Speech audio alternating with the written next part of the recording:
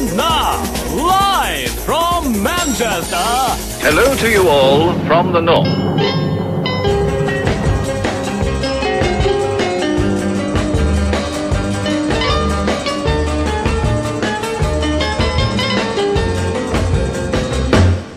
Because actually somebody has sent us, because you did On the Buses as your cult film last week, didn't you? I did. Mark Riley. And someone sent us an On the Buses membership form. Well, you see, does Mark Kermit, he does Bicycle Thieves? Does he get an offer from the Bicycle Thieves fan club? Next day, he doesn't. So is this a genuine thing, Andrew? It is, yes. It's from Walsall, as it would be. Yeah. And you have to fill in a really, really strict questionnaire. You know, which OTB, they call it OTB, obviously, very familiar with it. Which OTB episodes do you remember? Which of the films do you possess on video? Because there's only 3, but of course, if you've not got all 3, not much of a fan, is there? Yeah, you're just a fly-by-night weekender, aren't you? Yeah, right. Yeah. So it's a real long questionnaire. I'm off on the second question. I'm out of the race. You make, I think, an interesting point that I've noticed you made before. That if you're interested in long life in show business, you're much better being in On the Buses than the Patti Smith group. Absolutely, Reg Varney is a painter. Right. Yeah. Good point. I know the buses they used in that. Yeah. They were from Eric Clapton's private collection. He gave them for free, didn't he? I've got another midnight feature, actually, which I've just knocked up. What's that? Midnight Special. Yeah.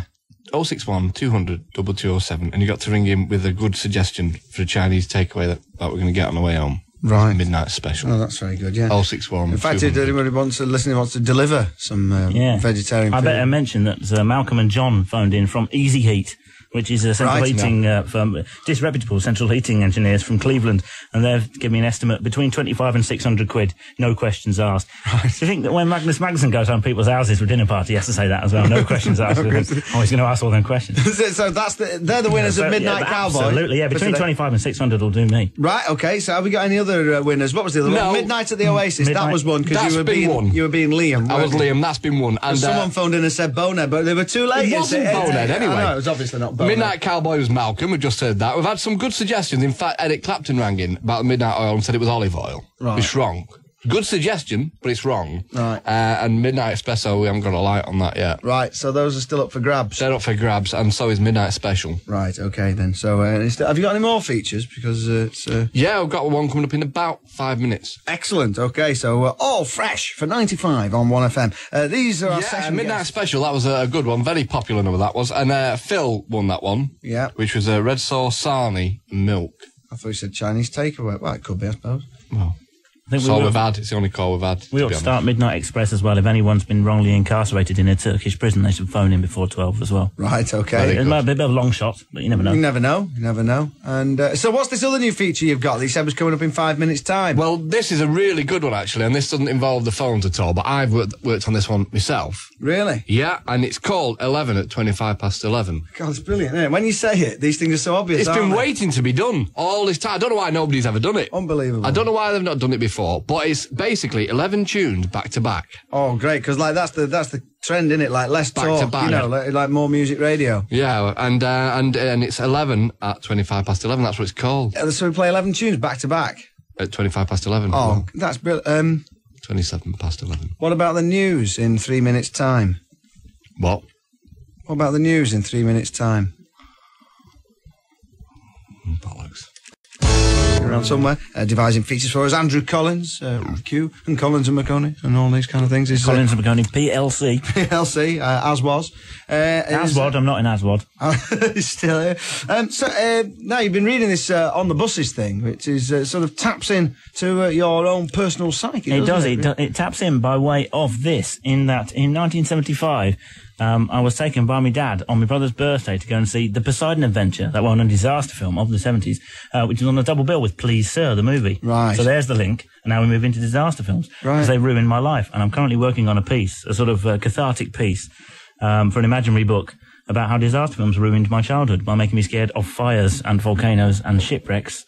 And just basically being involved in a situation with sort of 8 or 9 other people of different kind of jobs and ages, and having to go through a place that would make us sweaty and covered in sort of greasy marks on our cheeks. So do you watch these things repeatedly? I mean, I've got them in my video collection at home. Yeah, things like Airport 77, which is a fantastic, probably the best one of the 4 airport movies, where the plane goes underwater. Do you remember that one? No. Jack Lemmon's the pilot. Oh, all sorts of terrible people. Lard remember. He watches all that crap. Marvellous. Good films. I love all that. I love all the 70s guitars. And you don't get them anymore, do you? What was that one? What's the one? Towering Inferno? Classic. Do you know there's a great line, two great lines in Towering Inferno. Paul Newman as the architect, you remember this, Steve McQueen as the fire chief. There's a bit where the fire's blazing down below. They're in the promenade room upstairs at the opening of the big building, which is like the Titanic, the unburnable building. Yeah. And William Holden goes up to Steve McQueen and says, how bad is it? And Steve McQueen says, it's a fire, mister. All fires are bad. Hey, you can't write them like that anymore, can you? No, them fires are all right, where you got like the coals, where you plug the coals in and it looks like a proper fire. They're all right. No, they're bad. And also, I mean, there's the other great line in that, isn't there, where it goes up to Steve McQueen and says, bloody hell, it's hot in here, isn't it? I think it's another great line. And then he says, it's a fire. All fires are hot.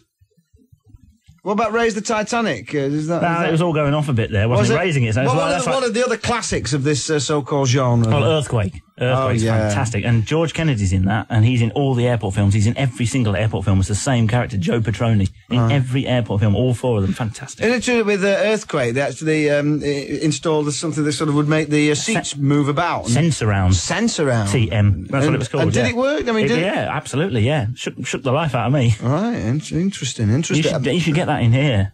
What, Sense-around? Yeah, because there's just one machine. We've got a very primitive version of it, haven't we? Oh, yes, you're going to do your farty noise now? Oh, right. Oh, you spoiled it. You were laughing, hang on. Hey, sorry for laughing. I'm sorry, no, I laughing. I blew that. God, yes, we should get Sense-around in here, shouldn't we? Well, we've got a very primitive version of it. Brilliant. I think it would have been good if you hadn't spoiled it first time. Very much so. Yeah, very much so. Have we done Midnight Oil yet? No. Anyway, and also you were saying about sitcoms, because On the Buses. On the Buses, the movie, all three of them were very good. Very good, as our cult movie expert rightly pointed out. It was dreadful. I mean, people say that sitcoms don't make a successful transition to the big screen. The only reason it wasn't true with On the Buses because it was crap on the telly as well. Some are beautiful. Rising Damp, the movie's fantastic. Apart from the fact that Richard Beckinsale was dead, so they had to get Christopher Strowley in to play his part, which was a bit of a letdown, but not bad at all. Not bad at all. I Bean Sir, a very poor movie adaptation because they came out of Grace Brothers and went on holiday.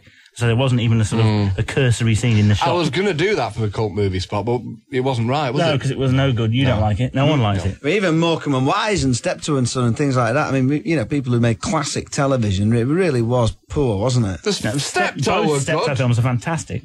When he gets married in one of them. It's beautiful. It's beautiful stuff. Never mind The Bicycle Thief. Never mind The Bicycle Thief. Nice one. Tony Hancock, that was good. What was that one where he was The Rebel? The Rebel. The Rebel. Absolutely fantastic. That's good, isn't it? Yeah. So don't mind us, we're just talking. So really, they are all good, aren't they? They're all good. They're all good. Yeah. Them things that what you were talking about. Absolutely, all of them are good. Great. Okay then. So what? I've got another great feature after this record. Good. As you know, we like to sort of pride ourselves on this programme, don't we, about the breadth of records that we play and the sort of variety and the fact that they're all sort of excellent, cracking tunes, aren't they, really? And so I think, perhaps that needs selling a bit harder, do you think? In fact, we've got a minute. Actually, no, now you mention it, I've got a great idea for this part of the show. Right. What it is, it's like a new idea. Just to pick it up a bit, And you know, like Claire Sturgis has 4 love songs at midnight. And Lynn Parsons. And Lynn Parsons, of course, yeah. And Tommy Tonderai when he's on. Yeah. And what I think is that we need to do the same kind of thing on this show. Because that Lynn's show starts, like all that stuff, doesn't it? And it sounds great, doesn't it? And you know what you're going to get. When at midnight, you don't say, what am I going to get? It's like, you're going to get 4 love songs and it's midnight, so you don't have to look at your watch and you don't have to really bother about what's going on because you know what's going on. You're right. You see, and I've thought about this, and I've got a bit of a title for this part of the show. Oh, great. Don't know what I'd do without you, really. Well, don't mention it. But I do need a bit of reverb. Nickabobinus, give him some of that draft reverb. 1, 2, what, a bit more? 1, 2. Yeah, that's all right. Okay, hang on. 4 piss-poor tunes, 20 to 12. Blumeneck.